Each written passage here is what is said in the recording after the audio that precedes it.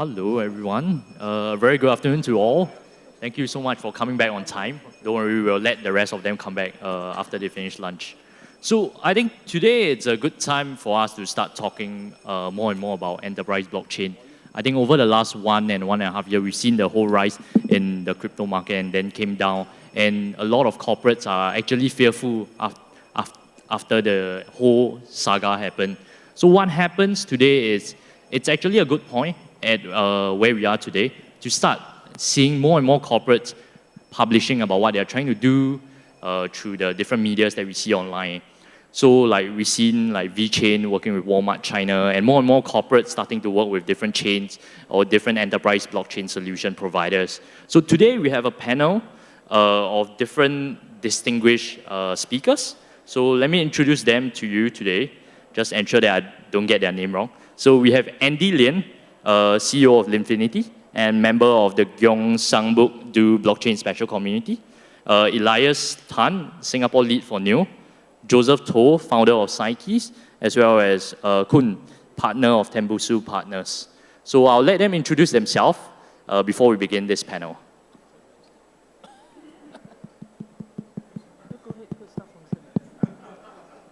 We've been very polite.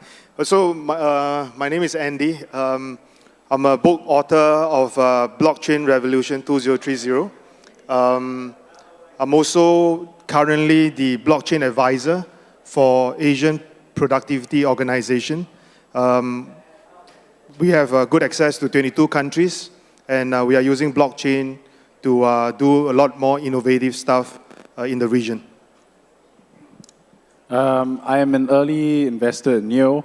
I co-founded NEO Singapore, and I also head one of the NEO ecosystem core projects, Moonlight. I also have an innovation center in Singapore, a 90,000 square foot innovation center for food innovation in Singapore. And I'm looking to actually cross-pollinate fintech, blockchain, and food technology together at this juncture. Right. Well, I started off in the .com era. If you're old and ugly as me, you'll know how old that is. So I've come across a lot of these digital and fintech stuff. My previous, if you know from my LinkedIn profile, look, I was with a large Swiss bank called Credit Suisse. Then, during that time, I founded this organization called Fintech Association in Singapore before it came what it is now. And then I just privately invest. I serve on a number of advisory boards, but I also run this company called SignKeys, which is powering a lot of different blockchain solutions and platforms and products that you see, like CoinStats, Rapids, Good Digital Identity, as white label solutions. So, I've been in the blockchain space for about 8 years. I started off as a mining, just for mucking around. But really, I'm trying to solve the pots, picks, and pans of blockchain if you see, blockchain as a gold brush. So that's what I do. Well, good afternoon. My name is KHOONG. I used to be the chief digital evangelist in the Infocom Media Development Authority. Actually, for many of the Singaporeans, I probably have touched your life in some way or another, because the pair of optical fibers that go into your home, that was me. So I started the entire initiative and completed the entire initiative. Took 10 years of my life. Thereafter, I built things like data center parks. I built the Singapore Internet Exchange.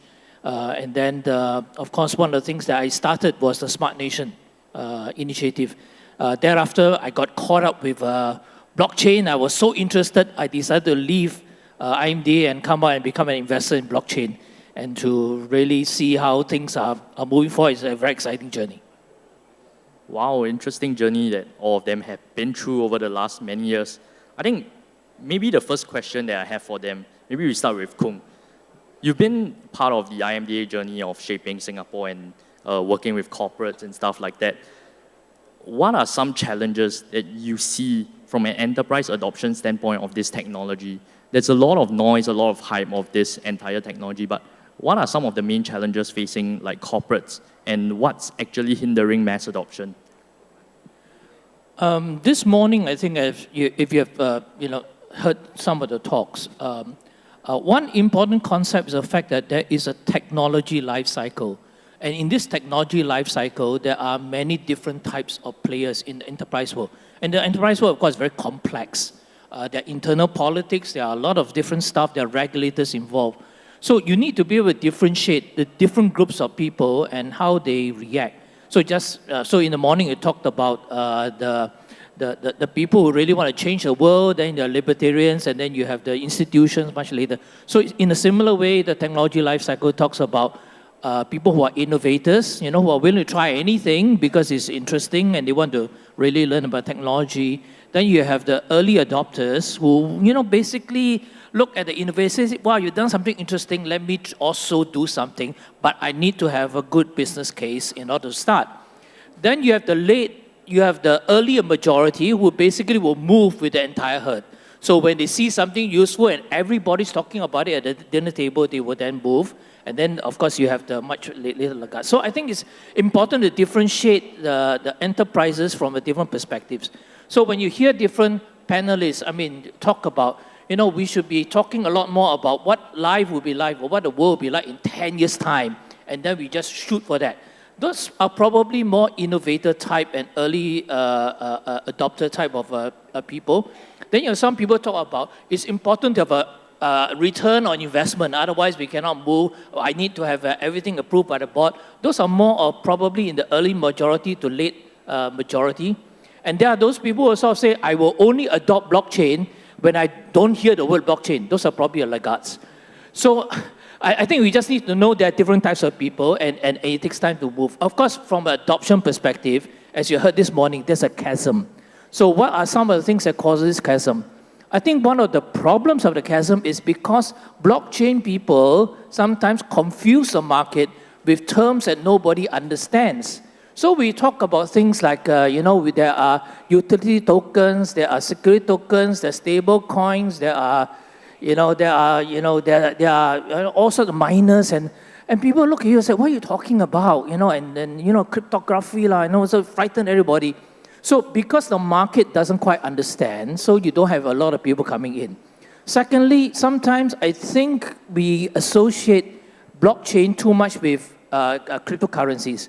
And cryptocurrencies sometimes get a bad flag, So sometimes people say blockchain is also used for criminal activities, right? So are all these people who are involved in blockchain also involved in criminal activities? So sometimes you get a bad reputation because the association with cryptocurrencies. Some people think blockchain is all about Bitcoin and you see the thing go up and down. How can that be something used for the real world? So, and of course, last but not least, you have the regulators. The regulators are also looking at this and wondering what is going on and whether this is a bunch of criminals or whether these are a bunch of people who are trying to change the world. When you talk about Libra, right? Can you imagine Libra essentially is trying to present itself as a central bank of the world? So you just imagine all the central banks will look at Libra and say, what? You want to take over my job? So sometimes you get a bad reputation, and that stops a lot of this movement unfortunately. Okay, really insightful. Maybe Andy can share because he's also working with like government agencies in Korea and stuff. Well, this is the second time I'm speaking in Singapore. I have very different views from what I heard from this morning. But based on what I could feel is that the current blockchain industry is still very new. Very, very new, There are people who tell us very different stories, very difficult to implement blockchain and so forth. I think a lot of these are not true, I run a company called Linfinity, a supply chain blockchain company. We have real clients, real revenue that is keeping us going. We have no ICOs. Why can a small company able to get themselves in that field and also get real clients is because we are very realistic. We don't tell people, throw away your SAP and then use my enterprise system. We tell them use our API so that we can all work together. I think in a nutshell, blockchain has to convert and collaborate with one another. Whether it's in a NEO, whether it's EOS, whether it's any new technology or new chain, new protocol, we should all work together. By working together and showing real feasibility on how blockchain can affect your life, that is also when investment companies like Tembusu can come into the picture. They could put in good funds to help scale up blockchain projects. So giving you an example from Gyeongbuk, is a province in Korea. The governor wants to tokenize the whole province. You go to petrol kiosks, you go to convenience stores and so forth, you use the token. I mean, it's a very good vision, but it's going to take a very long time for that vision to happen. Perhaps 1 to 2 years more. But having said so, when I gave a presentation to 22 leaders from the Asian Productivity Organization, we talk about baby steps to take before implementing a full blockchain solution for all the members' country. So we did things like a certification, doing blockchain certification for their business, for their training programs. I think these are the small things that we can do and we should do to help us promote blockchain and make blockchain more real. These are some comments and real comments that I have to say. Blockchain, I don't think can change the world. I'm not sure who spoke about that in the morning, but I don't think blockchain is going to change the world alone. So thanks. How about ELIAS? Because he sits from a protocols perspective, and they're also trying to work with dApps, working with corporates. Maybe you could share more? Well, in regards to NEO, it is a protocol in which a lot of developers are building on. But developers may not necessarily be enterprise business people. And there is a lack of communication between the developers and people on the business side of things. And people on the business side of things are often consumers themselves. And like one of the panelists mentioned just now, there is a common misconception that blockchain is only about cryptocurrencies, and there's a lack of awareness that blockchain is not only about cryptocurrencies, but there are other real use applications to blockchain that can actually impact our lives. And business and enterprises are always about creating solutions that actually impact our lives. And it is not just through only the use of Bitcoin. With NEO, we're going into digital identity. We're looking at digital assets. We're looking at real use cases that verify information. And until people and consumers actually feel the real impact of decentralized applications that have been promised to be built in 2017, but almost nothing has really been built, and we're still in the very early stages. Once we start seeing some of these decentralized applications come out with actual applications that actually impact us, that's when consumers will actually be attuned to the reality of what blockchain can do, and that's where blockchain adoption will increase. Another thing that was actually mentioned, which I really agree with, is by one of the panelists, is that there is a very bad reputation around blockchain because it's associated with Bitcoin, and Bitcoin is associated with money laundering. However, I beg to differ with the bad reputation that Bitcoin has, because it is not the primary source and the primary driver for money laundering. The UN just issued a statement a few days ago saying that fiat currencies outpace Bitcoin in terms of money laundering 800 to 1. Fiat money is used 800 times more than Bitcoin to money launder. So what is the US Treasury talking about when they say that Bitcoin is used to exploit billions of dollars in money laundering? What are the central banks talking about when fiat currency is used 800 times more to money launder? So that is the bad reputation that we will have to do away with. So it is a lack of knowledge on the part of the enterprise, on the part of the consumers, and the bad reputation that we are also having to deal with that we will have to dispel. Thank you. And also for, I think, Joseph. Well, I've been on the enterprise side pretty much all my life. I dibble dab with various technologies. So let me try and, put this into perspective, okay? Who here has Bitcoin? Okay, about 50%. Now, here's the thing. Now, that's a currency that people who own that say it's worth something. They're a gambler bunch, but the underlying foundation, I just want to stay away from this whole concept of blockchain for now, because you see, even the definition in this morning's discussion was so misled, I feel, in terms of a distributed ledger technology that existed under Sunday. Look it up, 1991, okay? And it's being interpreted as blockchain. I mean, blockchain leverages, distributed ledger technology, but it's not one reverse to the other. So there's even definitions of what it is, the capabilities of what it is being misunderstood. Everyone goes around saying, I'm a consultant. Are you a real estate consultant? Are you an engineer consultant? Everyone's a blockchain expert now. Yeah. So I think for me, the fundamental first issue is, how do you see the definition of blockchain? For me, the definition of blockchain, it's actually multiple technologies rolled up into one, from Merkle hashing, distributed ledger, cryptography, and the thing that makes it very unique, or peer-to-peer, and the thing that makes it unique is a consensus model, right? But we have, these so-called very pointed siloed views who have a certain very purist definition of what it is, versus rather than, as a panelist would point out, when you've really been into enterprise, who cares what technology runs on? Let me tell you, most organizations run on Microsoft database, IBM database, or an Oracle database. Do you really care? Honestly, right?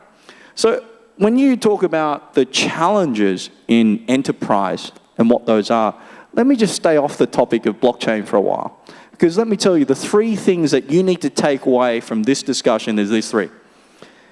Number one, the way I see blockchain, and the biggest problem in blockchain is not scaling. It's not the use cases. It's actually, if I'm blockchain A and I'm blockchain B, how do I talk to this other blockchain? It's like I described it as a problem. If Tesla invented alternative current, why is the Singapore power plug different to the one in Japan where it's a different power plug, different voltage, different hertz? That's the biggest problem in blockchain today. And by the way, we've solved it. Okay? Second problem, 99% of existing platforms and solutions aren't on blockchain, guys. So blockchain, at least, look, down the track, I think it'll be like relational databases or MongoDB or big data, Hadoop cluster, whatever it is, okay? But today, and even next year, there's going to be a majority of the platforms around the world that are still going to be non-blockchain based. Who agrees with that one?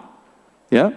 So you've got to have the ability to have the congruency and the benefits of the technology that's on blockchain, being able to integrate that. That's the second thing you have to solve. I'm sorry, it's not going to work, okay? So in an enterprise setting, you have to solve those two. The third one is, if blockchain is so secure, right? It's hashed, it's shard. Why every week, every month, some exchange or something, someone's getting hacked? Why? Why? You got to ask yourself that question. When you sign up on exchange, you don't even own the digital asset yourself, right?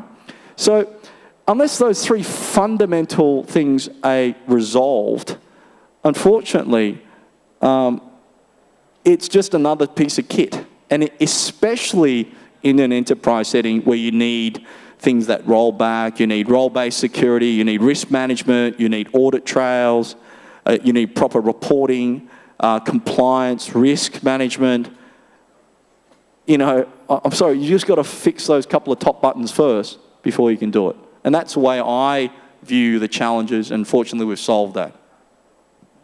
I think that's a very good point pointed out by Joseph on the problems that why this technology is still being hindered for mass adoption. Maybe just staying on at Joseph for a little while. Maybe then you can share a little bit of what are the key trends you think will be likely for enterprise to adopt in order to solve these challenges that they face. Well, I have a very simple philosophy. I believe everything physical is going to be represented in some digital form.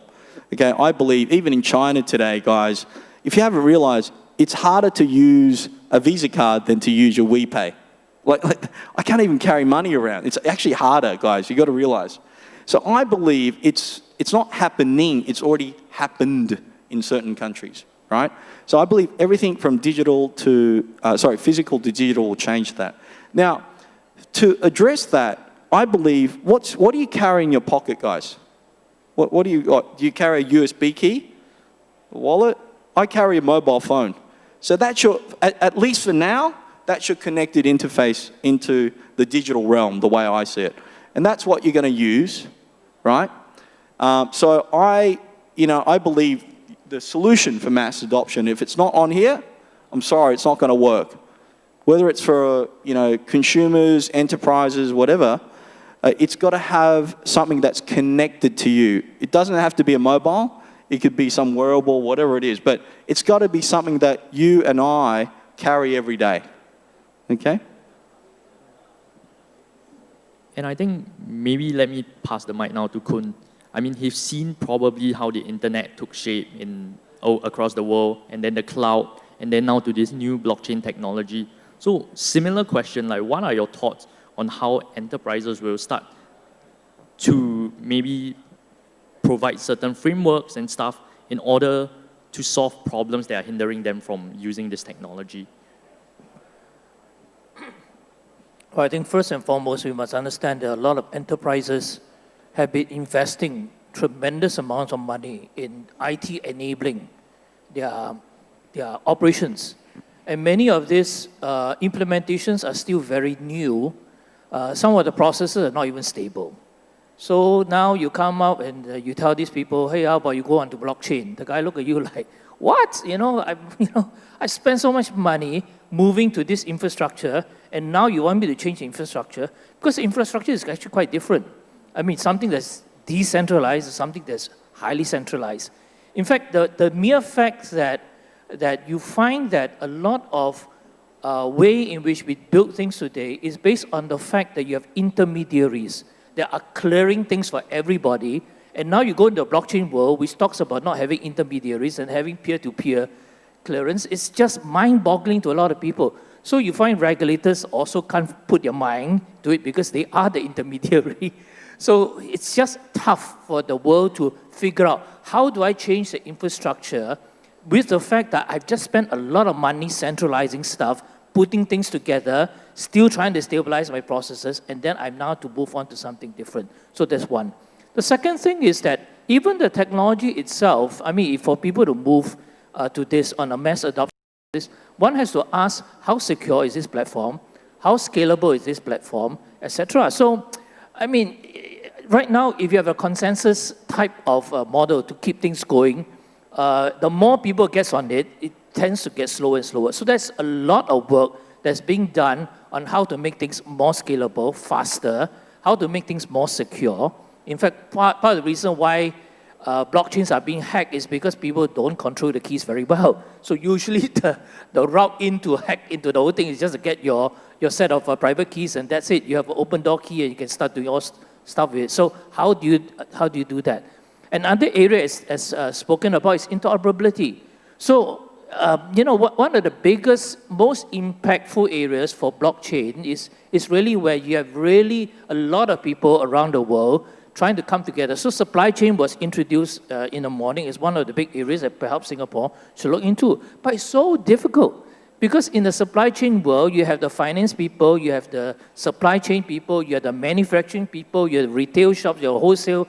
All these people need to be aligned together, and they may be, if they are even on the blockchain, on different blockchains. They may be all on Ethereum-based blockchains, but even Ethereum blockchains may not talk to each other. So each one has their own peculiarity. So interoperability is something that really has to be really thoroughly addressed. Otherwise, it is a fear that if I go onto this blockchain platform, will I be stuck? I mean, it's a little bit like in the early days when people started working with computers, right? They ask themselves, should I go on this operating system or not? If I go on this operating system, would the applications not work with other applications? So it's the same fear. You're asking people to go on different platforms, then they ask themselves, but then for me to do my work, I need to interoperate with the banks, and the banks are on different blockchain. How do we talk, exchange information so that things can move? So that's another area that really, I think the world is spending a lot of effort putting it together, but there's so much jargon in this interoperability thing that a lot of people don't quite understand what the hell is going on. Okay, great. I think they both mentioned 3 points, which was scalability, interoperability, as well as security, which are the 3 major challenges that blockchain companies face today. So maybe ELIAS, so what is like NEO doing as a protocol to help facilitate and to solve some of these challenges? Well, in terms of the scalability aspect, NEO has purposefully started off as a lot more centralized. If we go a lot more, if we start decentralized, it's harder to scale it. I mean, we all understand the dynamics of how this works.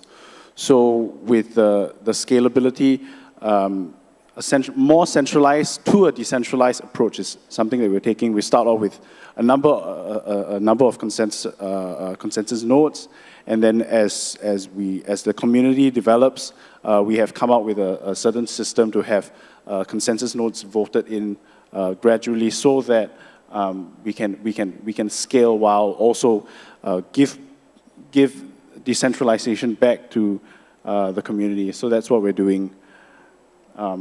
As the founders of NEO, when they created the protocol, they saw some of the problems of Ethereum, which is that it was so decentralized, which is great, but it couldn't scale and it couldn't be as fast. So in terms of scaling, in terms of the speed, we have started off with a more centralized approach, and we will still be moving towards decentralization without compromising scalability. So that's what NEO is doing.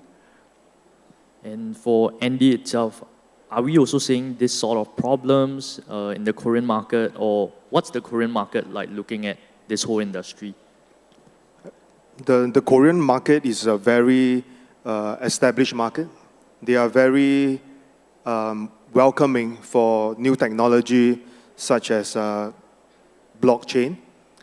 Of course, you know, they are also the biggest speculators in the market, one of the biggest.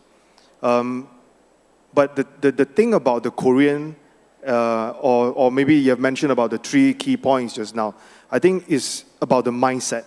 You know, if today we do not believe in blockchain, all of us should not be on this panel, and all these guys should just go back, you know. We should have a very clear mindset. If we all believe that blockchain is something that we can work on, and we believe that this is a new technology that we will adopt in the future now, then let's try and do it, you know. I think that is the kind of mentality we see, or at least I see, from the Korean market, you know. There are a lot of different vendor or rubbish salesmen out there, you know, telling people how difficult blockchain is, you know. I beg to differ, because when we talk about blockchain, it's no longer only talking about different protocol talking to each other, you know. It goes back to the mindset, how you want this to work, you know. Because every one of us, because right now I'm wearing this hat, you know, not the Infinity hat, you know, every one of us are here after a certain pie in the market, you know. When we talk about supply chain, you know, in Singapore it's very tough, like HOCK mentioned, it's very tough, you know. That's also the reason why my company, we decided to do it in China, we do it in Korea, we do it in Japan, but not Singapore. Because the adoption rate in Singapore with high questioning, you know, because there's a lot of meetings and a lot of questions, but they do not dare to approach this from an enterprise level to adopt blockchain, because they are very skeptical about a lot of different things. So I think coming back to your main points, I think we all have to be very mindful and deal with blockchain with a very open mind. It's no longer about blockchain and Bitcoin, you know. It's about how we see the technology and how this technology can affect and impact your life. Last week, I met up with Mr. Ban Ki-moon. He was in Singapore. So we talk about how blockchain can create a social impact, how blockchain, using the technology, can help everybody. So I think we have to see this from a more good perspective, rather than just from a technology perspective, because, you know, things are being hacked every day. You know, like Bitam was being hacked again, maybe some time ago. I also met Mr. BK during the event.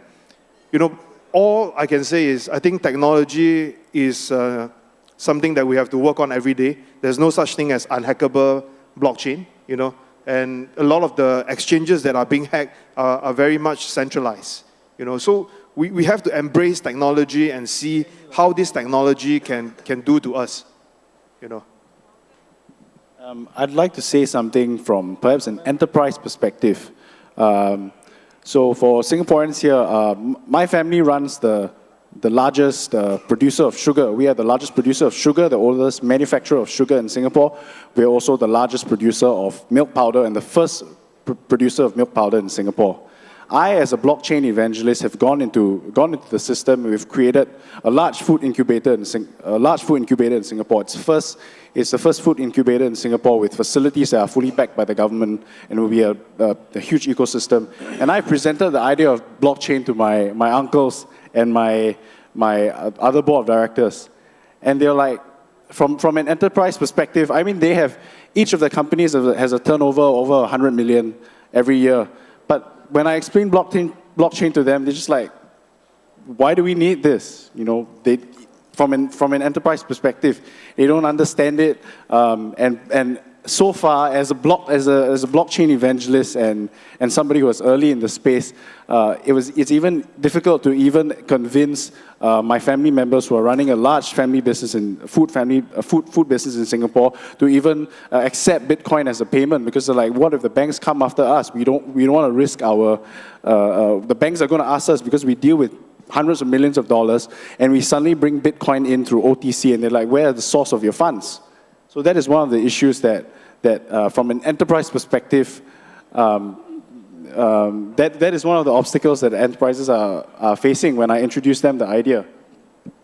Actually, it's interesting that he says that, because about 3.5-4 years ago, we did a first trade finance trade on blockchain for a large bank that's red. So it's a little, you can sort of filter that. There's only a couple of banks that are red. Now, here's the thing, right? If you have an LC process that's almost immediate, banks don't like that, because they make money on overnight cash rates. Second one is when you have warehouse proceeding. So in supply chain, what happens is in the warehouse, you have these, in China, they have these onion peels.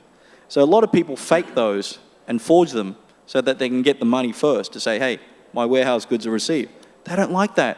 So they're very, it's not about, you've got to be realistic about how really, not just sticking an enterprise solution out there, but how does the actual industry work? What benefits whom? That's what's going to create the incentives, not, well, I stick blockchain out there and go, well, let's do a blockchain. I think we mentioned a bit about the problems and the challenges about what companies are facing when they talk about this industry called blockchain. But are there any examples in which you guys see enterprises putting in this technology to good use? Maybe from Koon? Well, definitely. Even this morning, a number of examples was used. Obviously, in the fintech area, blockchain is one of those areas that's been making a lot of headway. In fact, a lot of user adoption in the enterprise which happens in the finance sector. So we know that blockchain, in terms of payments network, is quite well along the way and quite well moving forward. We know that Visa and MasterCard have been very, very active in this area. We also know that a lot of times in the finance sector, moving towards cross-border fund transfers is something that's being worked on. It is not easy, but I think it's something that various banks have been working on. For example, Royal Bank of Canada has tried blockchain in cross-border fund transfers with a project called Jasper. And in Singapore, we have this project called Project Ubin, which I think a lot of Singaporeans know about, also working in the area of cross-border funds transfer. Then in the area of asset verification, that's another big area in which blockchain seems to be playing a very big role. So in Asia, Alibaba has been quietly developing in-house private blockchain networks to track product authenticity in the supply chain and to reduce counterfeiting. We also know that De Beers, the diamond person, also has been using blockchain for the diamond tracking platform so that it can better be able to provide supply chain transparency. We also know that the Singapore Institute of Higher Learning has also rolled out a platform where all new certs, graduation certs, will be on a blockchain platform. So I think this asset verification thing is quite interesting. Another area that seems to be moving quite a bit is this integration of blockchain and Industry 4.0 IoT. As in I think before lunch we have a speaker that talks a lot about it. And I think it's important how information that goes into the real world, which is the IoT, links itself in data, and the data is made available to a whole platform of people through blockchain. So that's another thing that is moving quite a bit. So we know that people have been using, especially automobile manufacturers like Volkswagen, Renault, Toyota, and Daimler, have been actively looking into using blockchain for telematics. And there are also linkages to insurance. So in other words, depending on your driving behavior, your insurance may be affected, reduced hopefully. Then there are also companies who are looking at mobility as a service. Instead of selling you a car, they're selling you the use of the car. We have also aircraft manufacturers like Rolls-Royce and Airbus who are also investing in blockchain for tracking of very important critical parts of the aircraft so that it better helps in the parts and maintenance replacement. And of course, we talked about supply chain, and a lot of people are looking at how they can better improve visibility of the supply chain network. That's tough, but I think at least people and standards bodies are looking at doing that. So I think we see a lot of promise going in that area, and the technology in terms of scalability, in terms of security, in terms of interoperability, all these things are being worked at the global industry, and hopefully along the way, the difficult pieces will be increasingly solved so that more and more people will have the confidence to come on board. Okay, and for the remaining panelists, if there's any one point that you would like the audience to remember today, like what would it be? Maybe Andy? That's a very difficult ending. I think the point to remember is that we as early adopters for blockchain, we need to be very realistic. You know, we have to have the mindset of what my panelists mentioned. You know, need to have the very clear mindset how to better adopt blockchain in the various situations. You know, whether it's a family business or whether another enterprise, we just got to be very realistic. You know, be realistic, and I think things will not go too wrong with a new technology like this. The way that blockchain has often been conceptualized is very idealistic, and I like what he said. We need to be realistic. And with enterprises, like he said, we need to actually know the industry and how the industry works. If blockchain is going to bring transparency to a supply chain in a business like the trading of sugar, we trade 500,000 tons of sugar a month. And there are so many middlemen who do black money. But that's just how the industry works. There's so much under the table that goes on. And just because the blockchain might offer a solution, and just because the blockchain is so idealistic, may not necessarily mean that the solutions that the blockchain provide is realistic. Look, I'm a very simple guy. I've been through the dot-com boom, and you know, I've seen things change from digital to fintech to all these different buzzwords, right? Look, my philosophy is very simple. Look, the world's getting more digital, world's getting more connected. If you're not really sure about whether it's blockchain, AI, data, crypto, whatever it is, Do what Warren Buffett does. And let me share with you his philosophy. If you're not sure what to get into, when Amazon first launched, Warren Buffett didn't quite get the model. People buying online books, right? Didn't make money for 9 years. So do you know what he invested in? FedEx, okay? So if you're not quite sure, you know, rather than say, oh, I'll go and invest in a blockchain or get involved with that, look at the things that are supplying blockchain, the things that blockchain needs or things that these digital world needs. And I think, I'm not saying there's no risk, guys, okay? But there's a higher chance of you minimizing that risk. Yeah? Okay? Okay, so we've come to the end. Hope you guys can give a round of applause to all the panelists here today. Okay, thank you.